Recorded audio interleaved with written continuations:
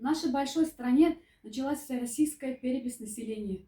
Мое обращение к башкирам, которые проживают в Свердловской области Российской Федерации. Уважаемые, дорогие наши башкиры, которые проживают в Свердловской области, возможно, вы не владеете башкирским языком. Возможно, вы не знаете, что вы относитесь к потомкам древних башкирских родов, как Кошсы, Үпей, Гайна, Хазгы, Терхак.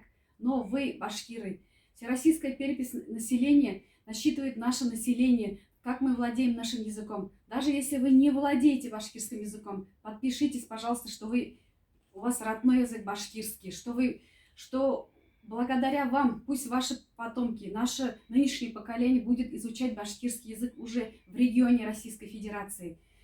Я помню такие прекрасные мероприятия, которые проходили в Свердловской области, где местная диаспора, дагестанская диаспора, грузинская диаспора мне объясняли, что город Екатеринбург расположен на древней башкирской земле, и что башкирское население, коренное население Свердловской области. Так вот, дорогие наши башкиры, подпишитесь, определите свою нацию, что вы башкиры, что вы государствообразующая нация Российской Федерации.